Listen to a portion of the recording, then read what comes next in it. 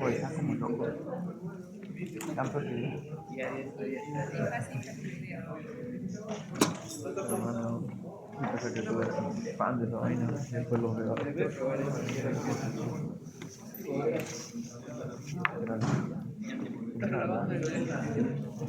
No, pero De verdad nadie puede. es que a vos De verdad nadie puede. yo te dije, a vos, Ah, mira, está re duro. ¿Ah? hoy que Bueno, vamos a empezar esta clase que es relación a patología tiroidea, que es también una de las causas frecuentes de atención en la consulta ambulatoria en endocrinología, después de la diabetes.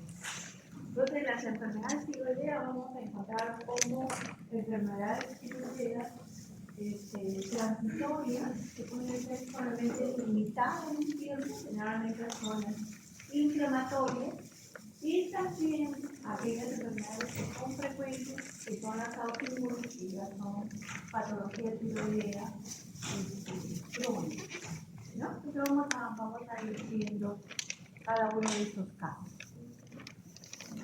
Entonces, en la mesa, en cuanto a la fase de hipertiroidismo, podemos encontrar en la tiroiditis, en la fase tirotóxica, en las tiroiditis generalmente subagudas, y las crónicas como la tiroiditis de Hashimoto en la fase tirotóxica. También hay otros cuadros secundarios que los podemos ver por destrucción y liberación de las hormonas formadas o preformadas en la glándula tiroidea que puede producir el cuadro de hipertiroidismo. Entonces, en relación a la hiperfunción o hipofunción, tenemos hipertiroidismo e hipotiroidismo. Entonces, la enfermedad tiroidea autoinmune son las causas más frecuentes. ¿Ok? Entonces, incluyen a las enfermedades como enfermedad de Graves-Bassett, en la cual hay una tirotoxicosis. Si no se da tratamiento, esto es crónico, y la tiroides de Hashimoto, en la cual hay una fase de hipertiroidismo y después se autolimita, y en algunos casos si hay un compromiso severo de la glándula tiroidea pasa a un hipotiroidismo. Muy bien, entonces entre las tiroiditis tenemos las tiroides agudas, subagudas y crónicas. ¿Ok? ¿Qué otros componentes autoinmunes se ve en los pacientes que tienen, por ejemplo, el hipertiroidismo por enfermedad de Graves-Bassett? Tienes el bocio, tienes el oftalmo y el linfedema pretibial. Pero vemos que el hipertiroidismo, a veces relativamente frecuente, aquellos que tienen enfermedad de Graves-Bassett, pero no tienen exoftalmo, a veces no tienen ni bocio, ni tienen linfedema pretibial, pero tienen hipertiroidismo por enfermedad de Graves-Bassett. Muy bien. Toda esta enfermedad tiroidea autoinmune tiene una base común, que es la inmunopatogénesis, ¿no? Entonces, esto lo vamos a ver en la histología, en la cual hay predisposición familiar. Es por eso que ustedes, dentro de la historia clínica, tienen que ver si hay antecedentes familiares de enfermedades autoinmunes o enfermedad tiroidea autoinmune, ¿no? Y en el mismo paciente también tienen que ver si hay autoinmunidad. Entonces, no solamente si tiene exoftalmo, bocio, linfedema pretibial, sino también hay una lesión dermatológica que es bastante común, que es el vitíligo. Entonces, si tienen vitíligo, buscan patología tiroidea. Generalmente puede haber una tiroiditis de Hashimoto, que puede estar en fase tirotóxica, eutiroidea o hipotiroidea. Entonces, hay que buscar autoinmunidad, ¿no?, en el mismo paciente. Entonces, el hipertiroidismo una enfermedad tiroidea autoinmune, se puede asociar a otras enfermedades autoinmunes que no necesariamente sean endocrinológicas, ¿no es cierto? Como el lupus eritematoso, el vitíligo, anemia hemolítica, o no solamente la glándula tiroidea esté afectada, sino también la glándula suprarrenal, ¿no? La hipófisis, porque puede haber una hipofisitis autoinmune. Entonces a esta asociación se le conoce como síndrome pluriglandular.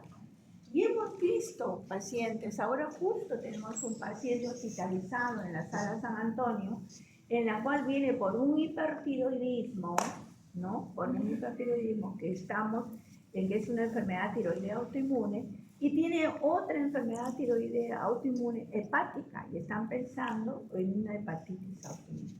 Entonces, esta asociación estamos viendo que es frecuente. Muy bien, entonces tienen que buscar. Tenemos este cuadro tiroiditis en el cual hay signos inflamatorios, como ven en este paciente, ¿no? Que puede ser unilateral o bilateral. ¿Ok? Puede haber signos de flebosis, me estoy refiriendo de que hay dolor, ¿no? Hay eritema y aumento de temperatura. ¿Okay? Y hay tumor como sangre. Entonces, esto es un cuadro inflamatorio que puede ser por otro proceso que no sea autoinmune. Generalmente puede ser infeccioso. Y puede tener su forma aguda, subaguda y crónica. La crónica generalmente es autoinmune. Pero la subaguda también hay una tiroides silente que es autoinmune. Pero la aguda y la de Coervain es infecciosa. Aguda y Coervain es infecciosa. Entonces, la tiroides subaguda, también llamada de Coervain granulomatosa, ¿no? Y la tiroides aguda puede ser, pues como le digo, inflamatoria, infecciosa. Entonces hay que tratar la infección, ¿no? Y tratar, si hay hipertiroidismo, tratar el hipertiroidismo. Pero tenemos la otra tiroiditis, que también es subaguda, pero no es la dolorosa, es la silente, que puede presentarse en pacientes, mujeres o varones, y en mujeres no gestantes, se le llama tiroiditis subaguda silente. Pero si es gestante y es autoinmune, se llama tiroiditis postparto, porque se da en el tercer trimestre y después del embarazo. ¿Ok? Y la tiroides crónica, que es la que vemos, la autoinmune, la más frecuente, que vemos también a una edad infanto-juvenil. Y tenemos la fibrosis masiva, ¿no? La de Rieder. Muy bien, ¿cómo se caracteriza la tiroiditis aguda o subcutánea? Esta tiroiditis es poco frecuente, generalmente se da en un paciente inmunosuprimido.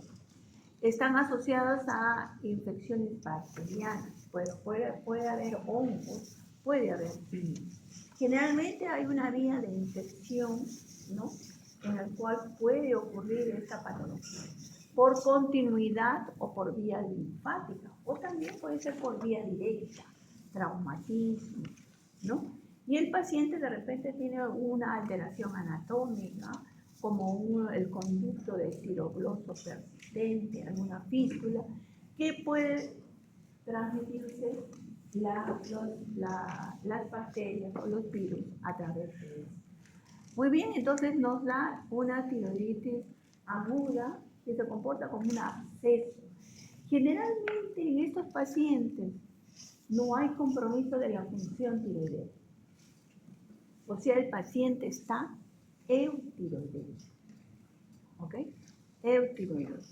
Si esto es severo, sí puede comprometer la función. Y pueden encontrar un cuadro de hipertiroidismo. Pero si no, el paciente, su perfil tiroideo está normal. Entonces, ¿cuál es la clínica?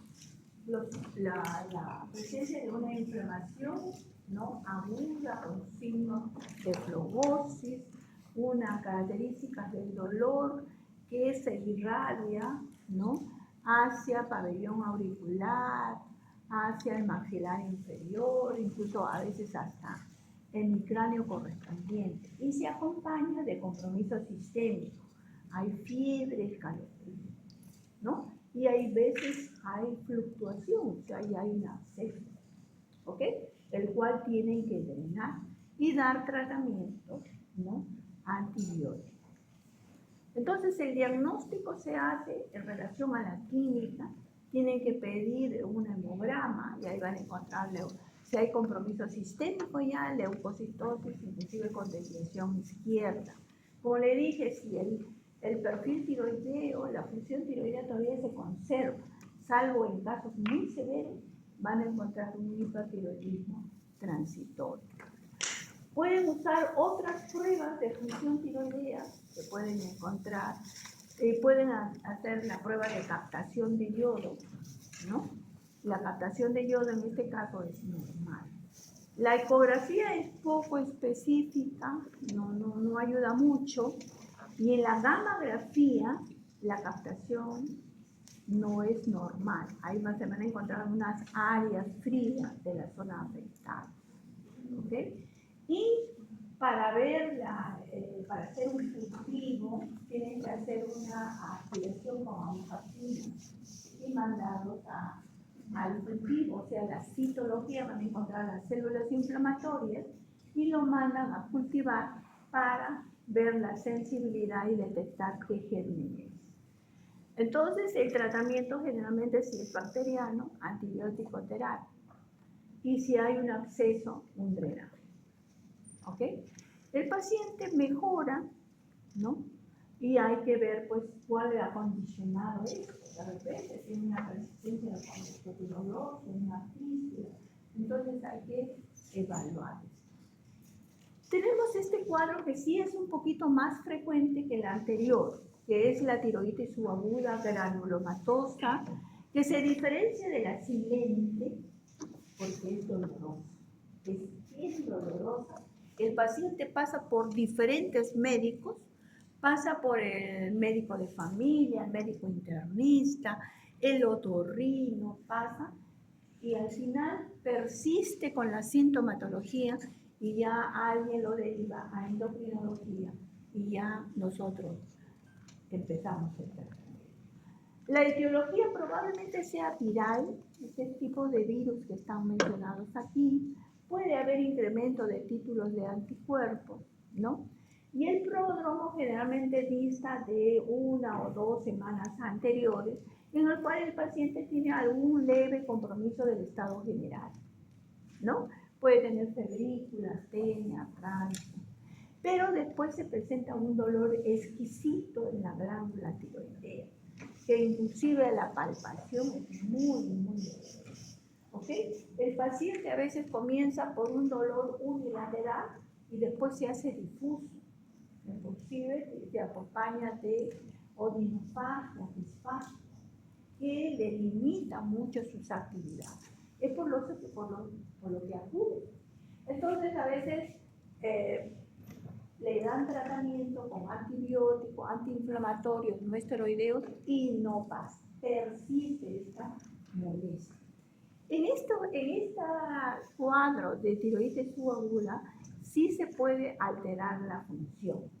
O sea, el paciente puede cursar con hipertiroidismo. Entonces van a encontrar clínica de hipertiroidismo, ¿no? Tremor, intolerancia al calor, palpitaciones, taquicardia, etcétera, etcétera. Entonces, como le digo, el dolor es bastante característico, ¿no? Y no hay un compromiso del estado general tan intenso como la tiroides aguda. No. ¿Ok? Entonces puede ser unilateral o se hace bilateral, pero sí van a encontrar un pequeño edema, ¿no? Hay dolor a la palpación. ¿Ok? Entonces, puede haber en la primera fase, de la fase inflamatoria, pueden encontrar un hipertiroidismo. ¿Cuál es la fisiopatología? Es la liberación masiva de hormonas al torrente sanguíneo. Aquí ustedes pueden encontrar el perfil tiroideo anormal, o sea, el T3 y T4 alto, ¿no? Y pueden encontrar la captación de yodo baja, porque va a evaluar la glándula tiroidea, pero como es depletada, la captación de yodo es baja, ¿ok?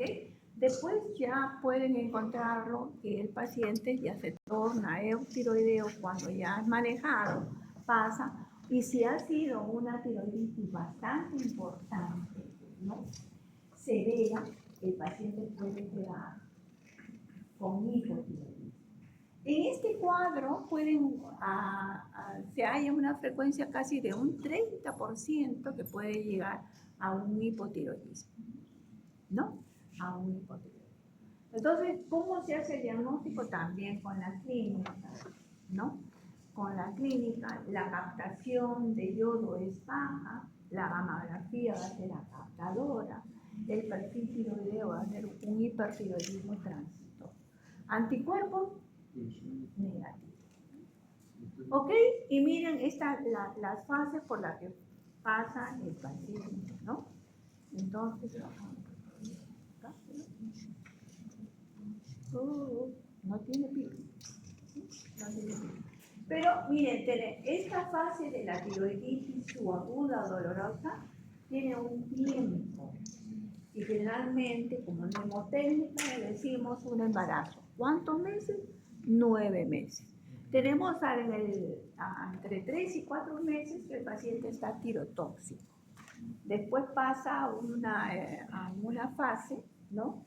En la que se torna normal, pero si ha habido una gran destrucción, una gran liberación, ¿ok? Entonces puede pasar a un hipotiroidismo. Como ven ustedes, el T3 y el T4, en este caso el T4, que es la línea roja, está aumentada, el TSH está suprimido, ¿no? Y la captación de yodo 131 es baja. Entonces, ustedes pueden diferenciar en el caso de hipertiroidismo temprano, ¿no? Que a veces no hay signos de autoinmunidad, y para poderlo diferenciar de un Graves, la captación de yodo en esta tiroiditis, en este caso el dolor es bastante característico, pues no van a dudarlo, ¿no? Pero en la silente, que no hay dolor, entonces la captación de yodo va a estar baja. ¿Y cómo lo diferencian de un Graves? La captación en el Graves, ¿cómo va a estar? Si hay problemas de la glándula que está en hiperfunción, la captación va a estar hipercaptada. Hay una hipercaptación. En cambio, en las tiroiditis no va a haber eso. Entonces, eso lo diferencia.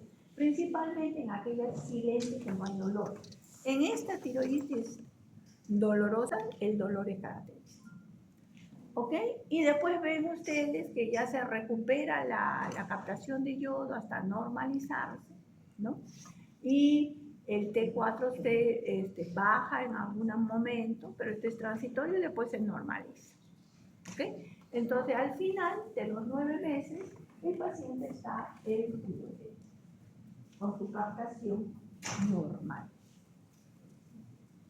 Entonces, el diagnóstico también se hace clínico. Aquí los signos inflamatorios que ustedes van a ver, y pueden hallar ustedes los marcadores de reacción aguda inflamatoria. Entonces pueden pedir la velocidad de sedimentación y el PCR.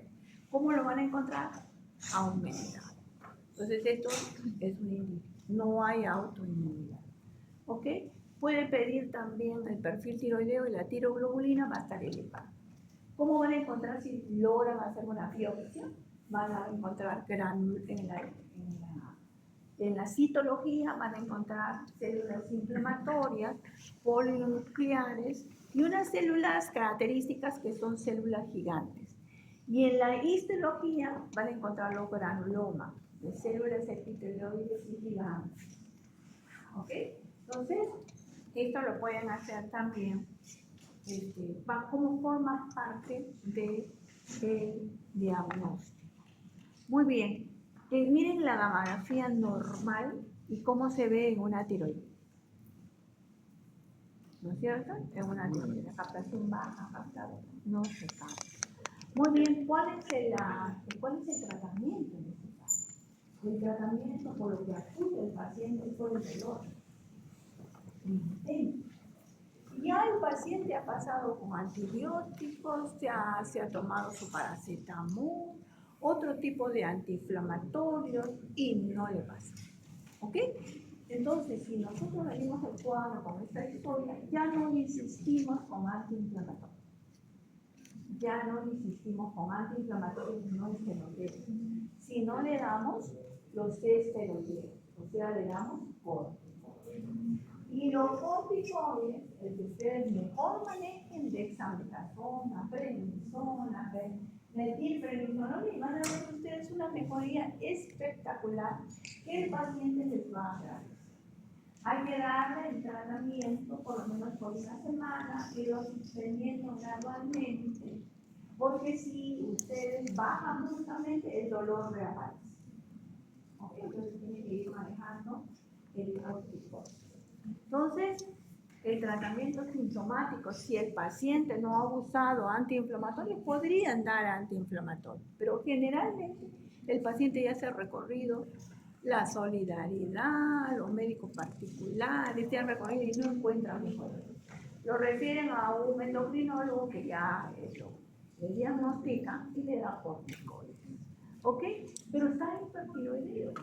Está con taquicardia, está con intolerancia al calor, ¿no? Está con sí, aquí le puedo dar una tianamina, porque está hipertiroideo. Le doy tianamina. Tianamina tenemos en el mercado de Amazon, en el mercado europeo, no va a tener efecto, ¿no es cierto? ¿Por qué? El hipertiroidismo, ¿cómo se explica? Porque está a nivel de la glándula. En la tiroiditis. ¿Dónde está el cuadro que se explica el hipertiroidismo? ¿Ah? No, porque la glándula se ha inflamado, se ha liberado todas las hormonas, el T3, el T4, la tiroideína, todo está a nivel periférico. Entonces el T4 se convierte en T3, ocupa el receptor y ahí hace el hipertiroidismo. Entonces la pregunta es, trato con tianaminas, en este caso lo que tenemos nosotros es el diamazol, que solamente tiene efecto a nivel de la glándula. ¿Tendría que tratarme con tianamina? No, porque el problema no es ahí.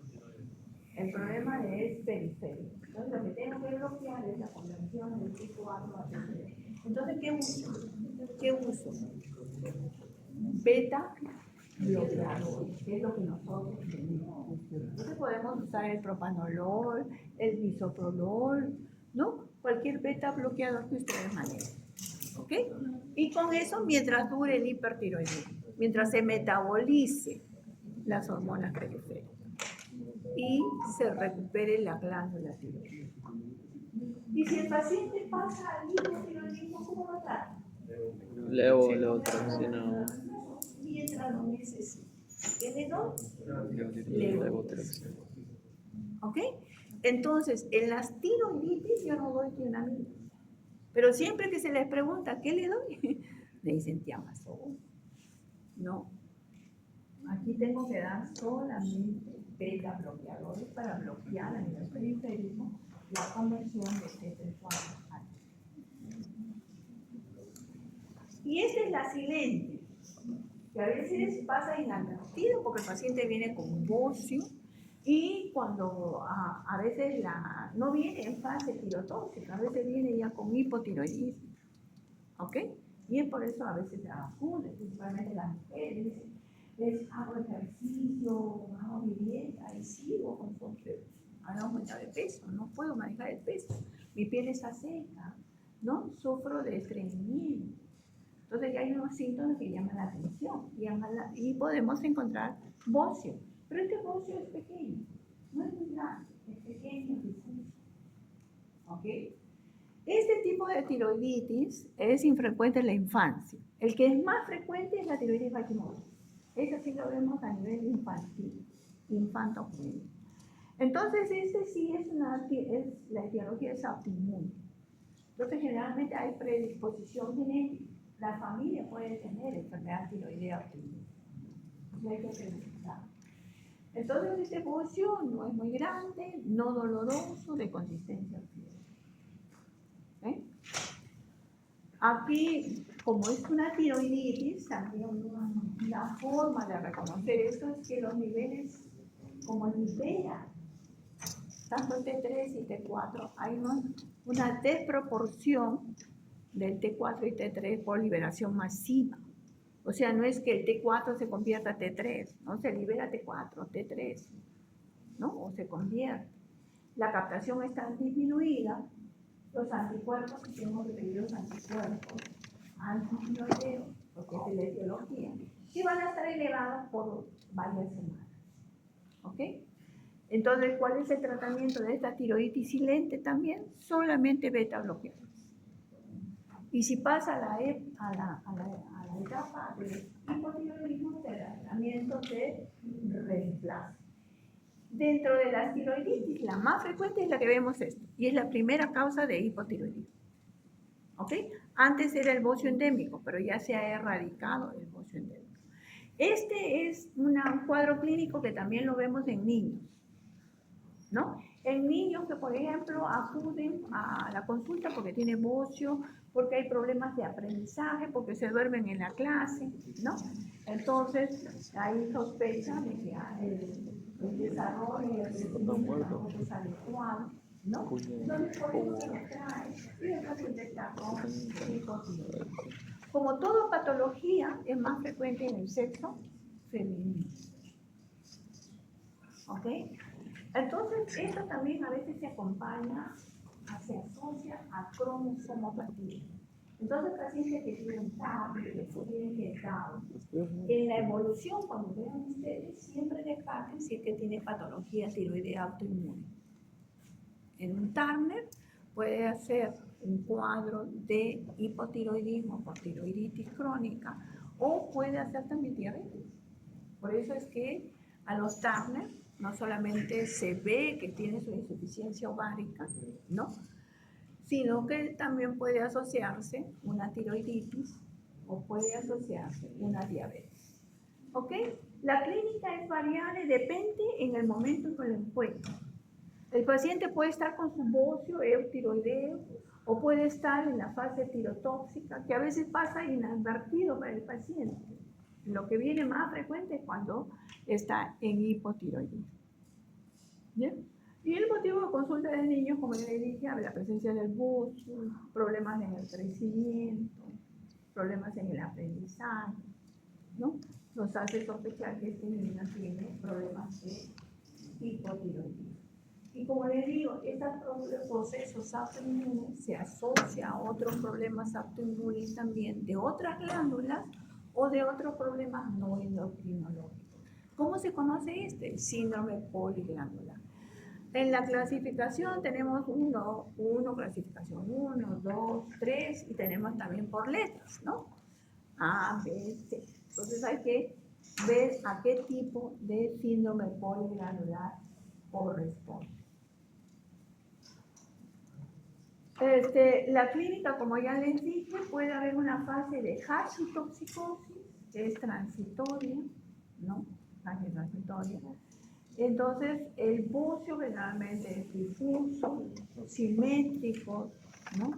La consistencia puede ser normal o aumentada, pero hay una característica que la superficie es de forma irregular, ¿no? Granular, ¿no?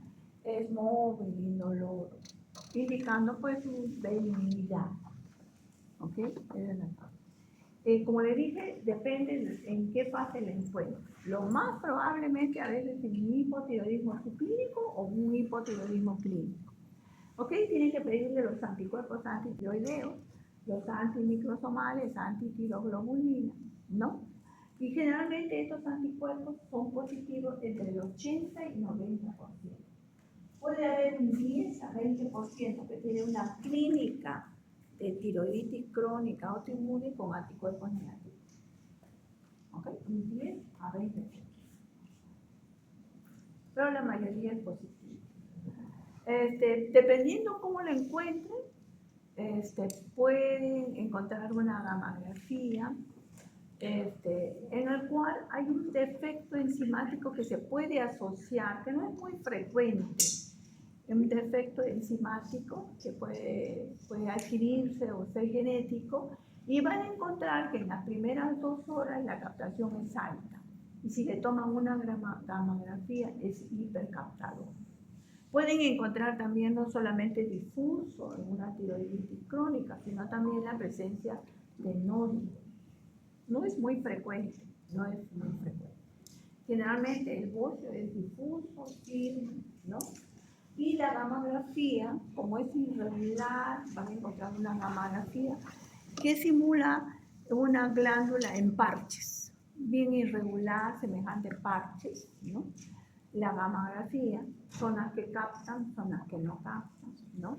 Los anticuerpos son positivos por generalmente un 80-90%, y si encuentran un cuadro de hipotiroidismo clínico, tendrían que hacer test de estimulación. Y acá vienen los exámenes auxiliares. Cuando tienen hiperfunción, hacen test de supresión. Cuando tienen hipofunción, hacen test de estimulación. Si están en el caso, por ejemplo, si tienen un hipotiroidismo subclínico, el test que tendrían que hacer sería test de estimulación con TRH y evaluar el TSH. Muy bien, el diagnóstico, si es que tiene bocio, pueden hacer una biopsia por aspiración con aguja fina, que van a encontrar generalmente una infiltración difusa, ¿no? Presencia de macrófagos, atipias también. A veces por esa atipia el patólogo puede decir que no es benigno, pero cuando lo opera, el reporte sale anatomopatológico de una tiroiditis de Hashimoto. Y la tiroiditis Hashimoto no se opera, es tratamiento médico, ¿no? Pero puede verse en el diagnóstico citológico algunos signos que es atipia, por eso tienen que evaluar siempre el cuadro clínico, ¿ok? No siempre es maligno, no es maligno. Generalmente el tratamiento del hipertiroidismo pasa inadvertido, casi ni viene por eso, pero sí vienen en la fase del hipotiroidismo, y un 50% puede hacer un hipotiroidismo definitivo. Entonces el tratamiento es de reemplazo. Empezamos con 50 y con 100, con eso se controla, con la levotiroxina. Muy bien, entonces este es el más frecuente. Este es el infrecuente. Miren, yo en toda mi experiencia no he visto ninguno. Y siempre la repito y la repito, pero nunca la he visto. No lo he visto.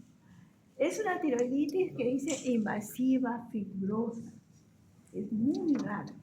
Frecuente en mujeres, ¿no? Generalmente se da en adultos, ¿no? Por encima de la 4ª década. La etiología fibroesclerosante, no se sabe muy bien la etiología. Y se asocia no solamente la fibrosis a la tiroides, sino que va a otros, ¿no? A mediastino, a glándulas lacrimales, ¿no? Entonces puede ser un proceso generalizado. Cuando ya invade la tiroides y está tomada la tiroides, a veces hay que hacer una cirugía descompresiva, ¿no? Entonces, la glándula es pétrea, leñosa, hay signos de compresión, hay infiltración, el paciente tiene signos de compresión como estridor, disfonía, disnea, ¿no? El paciente puede, mientras todavía tenga parénquima tiroideo, el paciente puede estar tiroideo, pero si ya ha infiltrado gran parte de la glándula, el paciente va a estar hipotiroideo. El diagnóstico se hace por biopsia de aspiración con aguja fina, y en algunos casos, cuando es muy invasivo, hay que descomprimir, el tratamiento es la cirugía. Muy bien, ¿hasta acá alguna pregunta? rápidamente en los cuadros del tiroidismo, que lo vemos pues con frecuencia y es causa del hipertiroidismo transitorio. ¿No? ¿Alguna pregunta? ¿Preguntas, chicos? ¿Hasta acá? Entonces, acuérdense del cuadro clínico, ven en qué cuadro existe dolor, ¿no? En el cuadro qué cuadro clínico se asocia a patología en niños, no todas las agudas ni las subagudas, sino la en niños, generalmente la tiroiditis Hashimoto, que sí es la que da en niños. Muy bien. Vamos a hacer la de hipertiroidismo, ¿ya? De hipertiroidismo. Entonces, este cuadro tirotoxicótico se da por exceso de hormonas tiroideas, ¿no? En lo cual vamos a tener una clínica, ¿no? Lo más frecuente es enfermedades tiroideas autoinmunes, ¿no? Tenemos la tiroiditis en fase tirotóxica, pero también tenemos la enfermedad de Graves, que puede o no acompañarse de exoptalmos o linfedema periférico, ¿no? Se puede ser nodular, un nódulo tóxico, multinodular, el flujo, que tiene un hipertiroidismo por un goce multinodular. Puede ser un adenómato, ¿ok? Y ya que hemos hablado de la tiroiditis, que generalmente es la subaguda y la crónica, no la aguda. Puede darse en otros contextos por exceso de yodo, ¿no? Por amiodarona. Podemos encontrar pacientes con hipertiroidismo y con hipotiroidismo. Por eso cuando dan antiarrítmico, los cardiólogos ya saben que hay una disfunción tiroidea de esos pacientes. ¿Ok? La tirotoxicosis neonatal también lo vemos, ¿no? A veces la paciente, su mamá, la madre hipertiroidea, pasan los anticuerpos o también por el tratamiento mismo que recibe y el niño nace tirotóxico. En casos excepcionales hay un tumor hipofisiano secretor de 13 años. Y vemos cuadro clínico de hipotiroidismo con voz, ¿no? Es un caso que no es muy frecuente. Quizás ustedes algún día lo van a ver.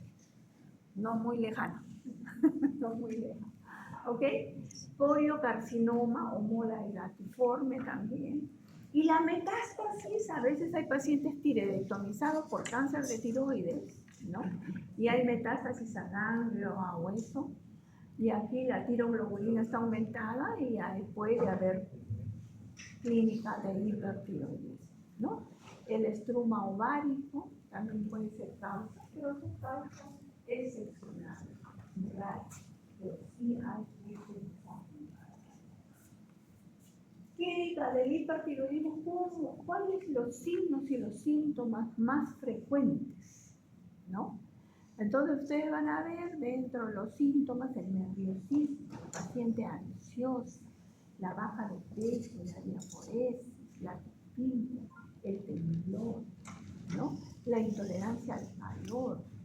Y en un 50% pueden encontrar hipertensión arterial de los predominios históricos y miopatía proximal. El paciente hipertiroideo no puede subir las gradas, no puede subir los escalones sentados, no se puede agarrar al pasamano porque tiene la miopatía a nivel de miembros superiores. Entonces son clínicas pues, de hipertiroidismo. Aparte de la pérdida de peso brusca, al igual que la diabetes. Ok, acá están los diferentes síntomas que vemos, ¿no? En la paciente.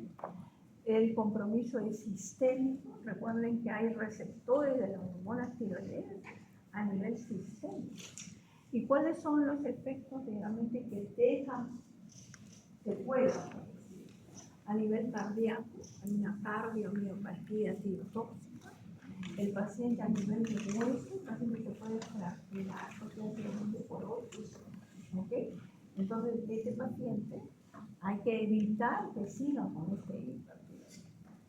¿Ok? El diagnóstico es clínico. Entonces, generalmente ustedes lo van a diagnosticar rápidamente, ¿no?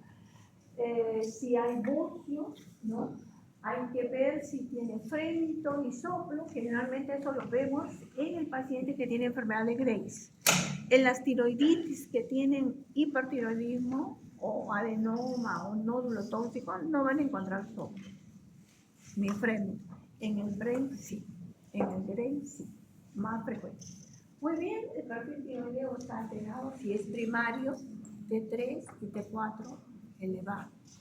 Si es primario, el TSH por feedback está disminuido.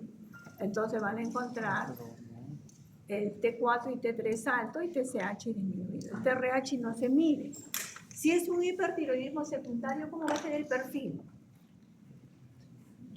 ¿Cómo va a ser el perfil tiroideo? T3 y T4 no es secundario. El 3 y el 4 no. El hipertiroidismo secundario dice que la radiología técnico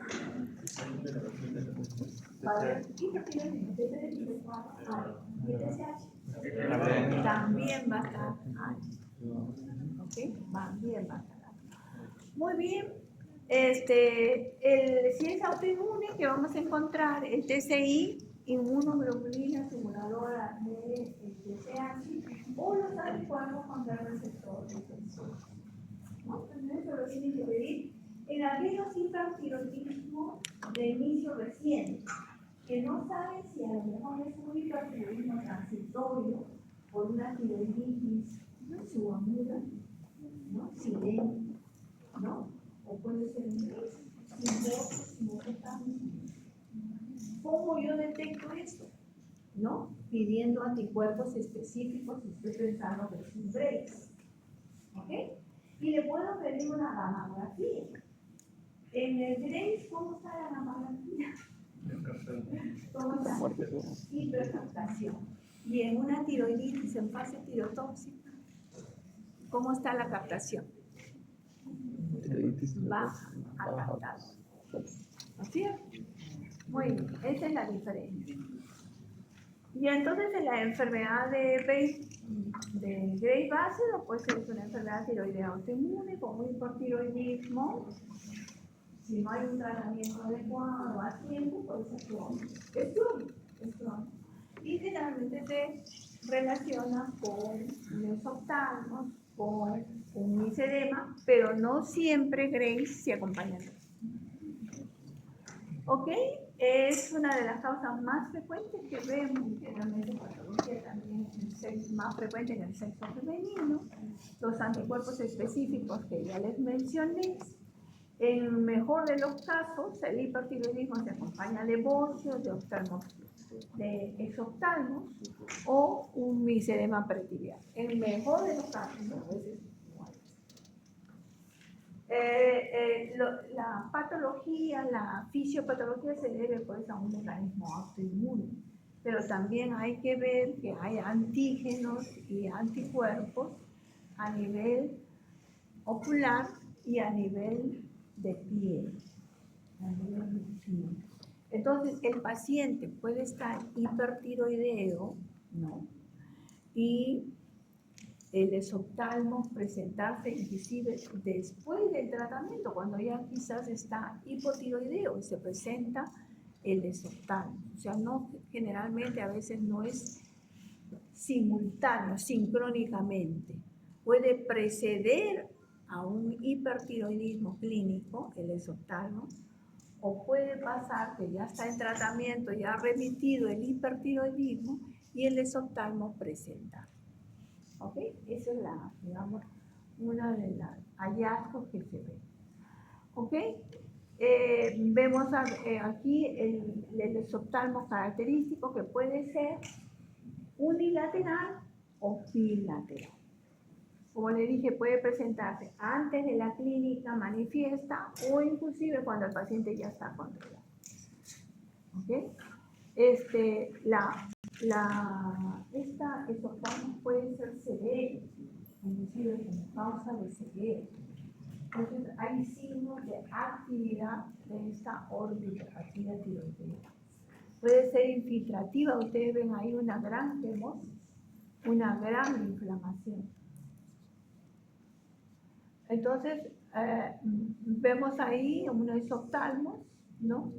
En sus diferentes variedades, pero vemos aquí que es bilateral, pero vemos también unilateral, ¿no?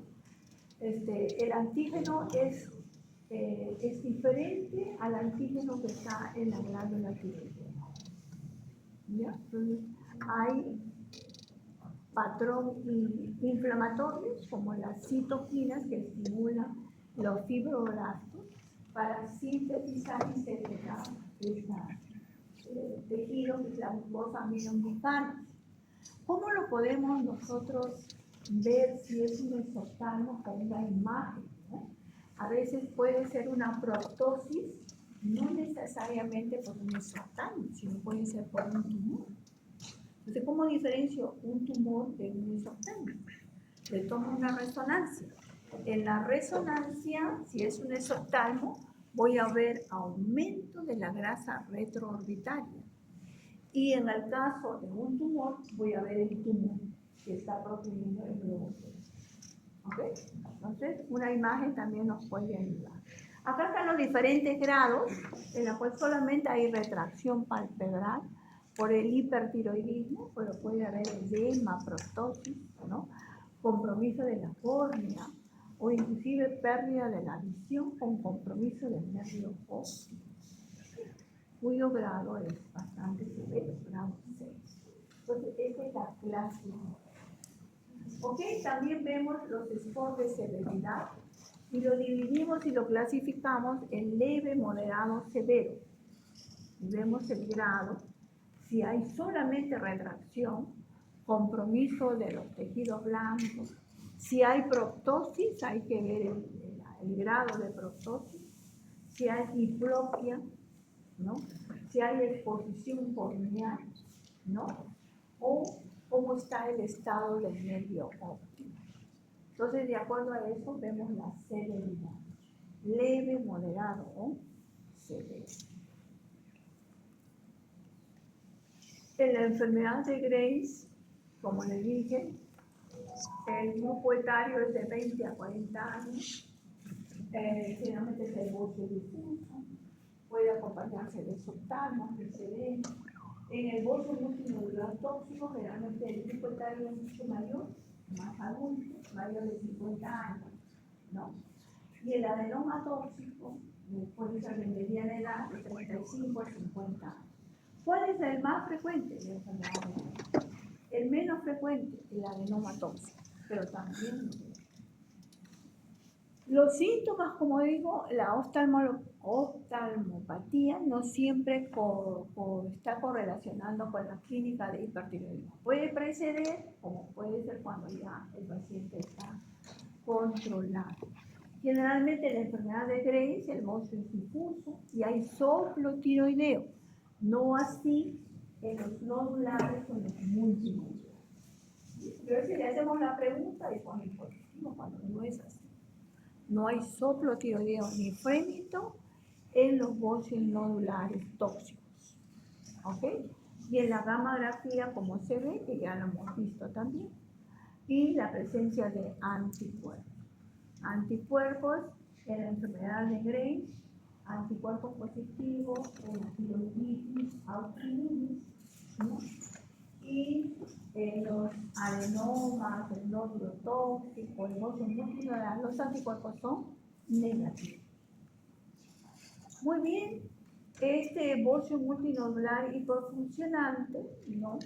Que es no autoinmune, ¿no? La naturaleza exactamente no se conoce, lo vemos más en zonas endémicas, en las cuales las mujeres por lo general evolucionan estos bocios multinodulares y algunos de ellos se hacen autónomos. Entonces tienen este bocio multinodular hiperfuncional, ¿no? Realmente hay todavía algunas zonas en las cuales vemos secuelas del bocio endémico. Uno de ellos es la zona de la cámara, se van a encontrar, hay gente que vive en una comunidad con grandes, o sea, presencia de bosques grandes.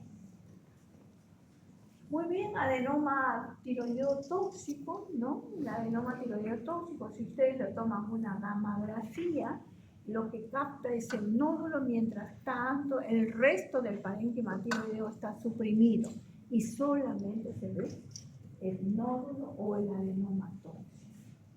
¿Ok?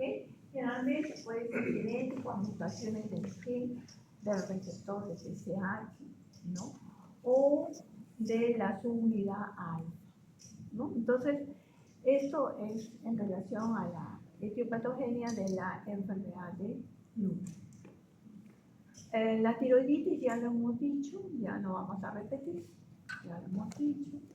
El producido por yodo, recuerden, a veces el más frecuente es el que usa la miodarona en forma crónica por una arritmia cardíaca.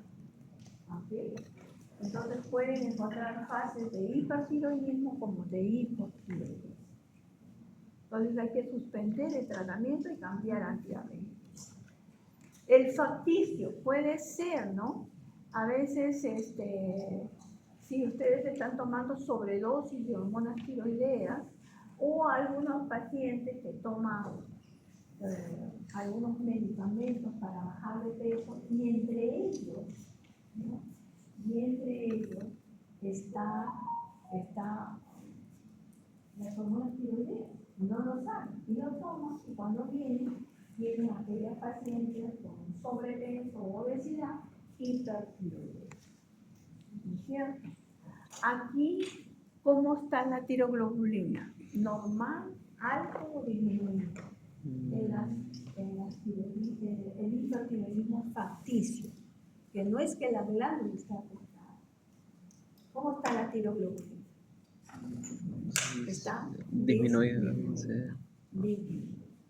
Y en las formas raras, los poliocarcinomas, las molas, ¿no? Que podemos ver el hipertiroidismo.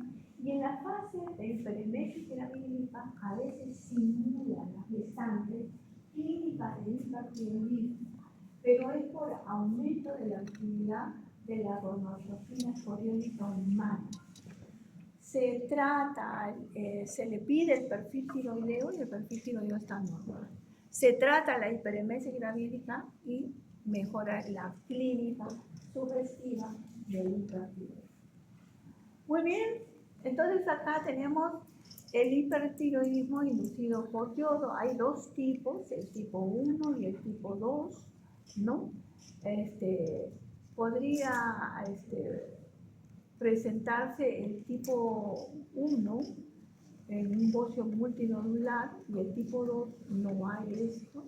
El mecanismo es el exceso de yodo, porque la miodarona tiene yodo. En sus componentes.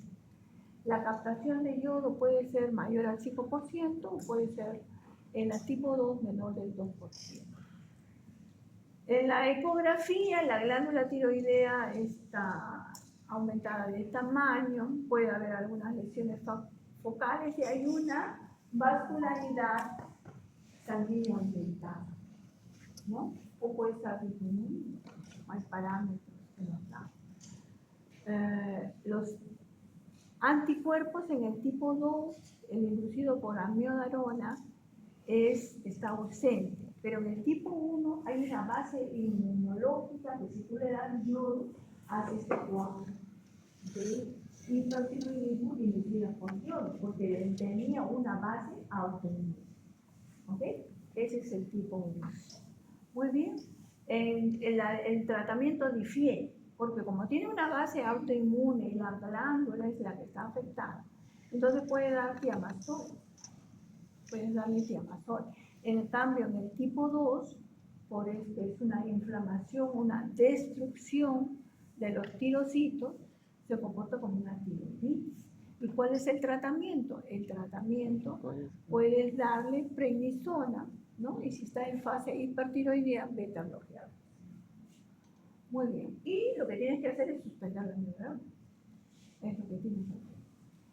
Y las formas inusuales de hipertiroidismo que ya hemos dicho es la miodarona, el cáncer folicular, que también es muy raro, pero puede también los pacientes pesados con hipertiroidismo, la tiroides coaguda que ya hemos visto, y aquel paciente que se conoce como el hipertiroidismo o desencadenado por el yod básico. Estos pacientes tienen zona endémica, están en una zona deficiente de yodo, vienen a una zona de ambiente rico en yodo o le dan suplementos de yodo y esos nódulos que están híbridos se hacen tóxicos y hacen hipertiroidismo. ¿Ok? Entonces es el activo tóxico por yodo básico. Muy bien, ¿cuál es el tratamiento del hipertiroidismo? Dependiendo de la etiología.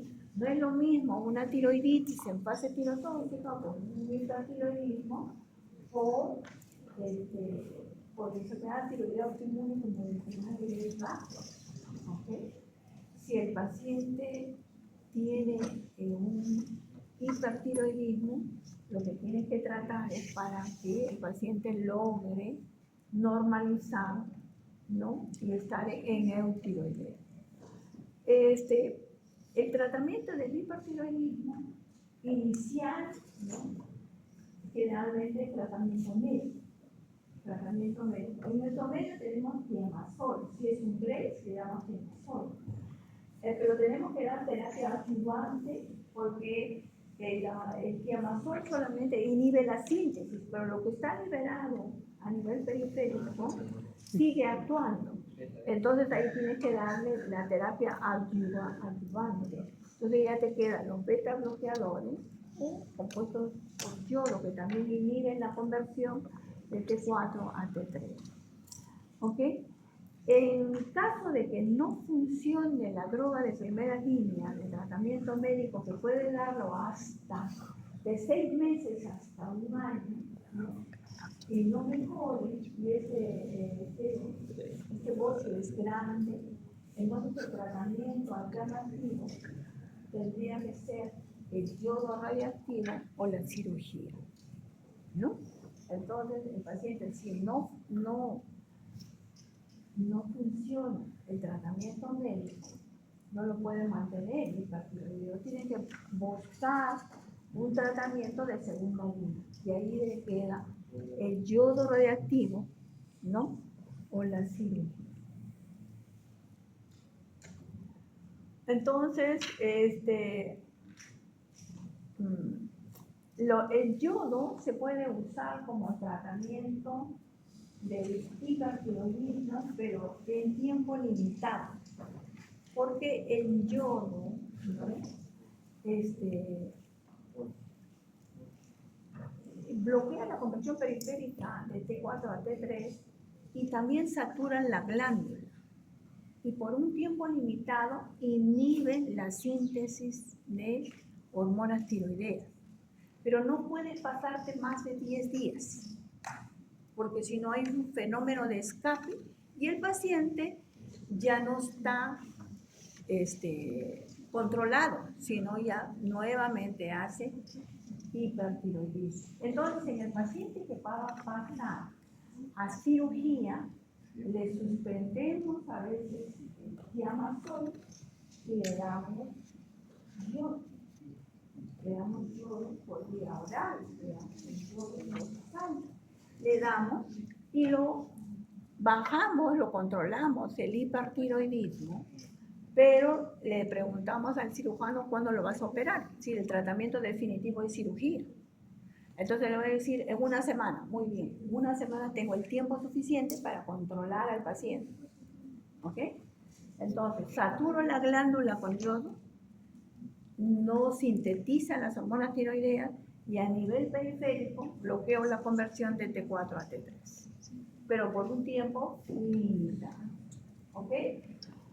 El paciente que ya no hay, no responde al tratamiento y no elijo la cirugía, puedo dar el yodo radiactivo, en lo cual hay destrucción de la glándula, Generalmente el yodo reactivo hay una dosis que generalmente el médico nuclear ve el peso aproximado de la glándula y le da la dosis de yodo reactivo aproximada.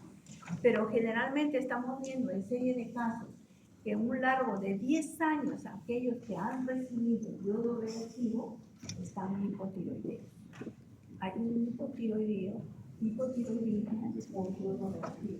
Por eso es que se le dice al paciente, ¿no? Usted va a recibir yodo reactivo, ¿no? Pero puede pasarse a un hipotiroidismo. Entonces se le dice, porque el paciente de repente va a estar hipotiroideo y te va a reclamar. Le dice, ese es el efecto, porque en el hipotiroidismo es más fácil de controlar. En cambio, si el paciente sigue hipertiroideo, una taquiarritmo, puede ser un tromboembolismo, ¿no? Y puede complicarse más ese paciente. Entonces, eso se le explica al paciente, ¿no? Pero si se le da en dosis adecuadas, el paciente puede mantenerse eutiroideo. Muy bien, entonces nosotros no tenemos el propiltiuracilo. Generalmente este es del mercado europeo. ¿Qué ventaja tiene con el tiamazol? El tiamazol inhibe la síntesis de hormonas tiroideas, pero no hay bloqueo a nivel periférico. ¿Ok? Entonces, si usamos el tiamazol, que solamente inhibe la síntesis de hormonas tiroideas, tenemos que usar otra terapia que bloquee la conversión periférica. Y ahí tenemos los beta. Pero si tenemos propiltiuracilo, solamente se le da propiltiuracilo. Y tienes inhibición de la síntesis y bloqueo periférico de T4 a T3. ¿Ok? Entonces, esto es importante tenerlo en cuenta, ¿no? De usar, si es que tiene opción de tratar con propiltiuracilo. ¿Ok? Generalmente, tanto el propiltiuracilo como el tiamazol cruzan la barrera placentaria. Por eso hay que dar en dosis no muy altas, ¿no? Y de repente, si el paciente ya está controlado, disminuir la dosis. La dosis de propiltiuracilo generalmente se da cada 8 horas. La dosis es de 100 cada 8 horas o 150 cada 12 horas. El tiamazol se empieza con dosis a veces muy bajas, de 10 miligramos, o una dosis moderada de 30 a 60 miligramos. Se mantiene la terapia antitiroideo hasta que el paciente alcance el eutiroideo, ¿no? El paciente mejore ese control. Como le digo, el tratamiento médico en el cual ya se alcanza el paciente se controla, entre paréntesis, quizás está curado mínimo en 6 meses, pero a veces lo llevamos hasta un año. ¿Cuáles son las reacciones adversas? Eso sí tienen que tenerlo en cuenta. Muchos pacientes están con antitiroideos, a veces con mucho tiempo, lo discontinúa, lo vuelve a tomar y está así. ¿Cuál es el efecto adverso severo en el cual hay que suspender este tratamiento? Es la granulomatosis. Y si tiene algún problema hepático severo, ahí hay que suspender el tratamiento y buscar otra alternativa. Ya sería cuando está estable, yodo o zinc, ¿no? Entonces, nosotros siempre le decimos al paciente cuando le damos terapia antitiroidea, porque esto es idiosincrático, este efecto adverso de la granulomatosis. Puede ser una dosis, puede ser que el paciente ya está bajo una dosis crónica, ¿no? Lo ha suspendido, lo reinicia y así se ve. ¿Okay? ¿Cuál es el cuadro clínico? Generalmente el paciente tiene un problema sistémico, tiene un cuadro general, tiene dolor de garganta. Nosotros le decimos, si tiene usted dolor de garganta y no es un gripe, no es eso, y está comiendo tiamazol, diga a su médico que tiene esta patología, esta molestia. Suspenda el tratamiento y vaya a su médico para que le tome un hemograma. Y en el hemograma pueden encontrar un hemograma patológico, ¿no? Y una granulocitosis. Hemos tenido casos en un paciente. El paciente que tiene problemas de hipertiroidismo y que tenemos que dar ioduros, ¿no? Podemos dar, ¿no? Tenemos las soluciones del bol, unas gotitas. Pero como le digo, estas soluciones del bol, ¿no? Tenemos que darle por un límite de tiempo, no más. Porque si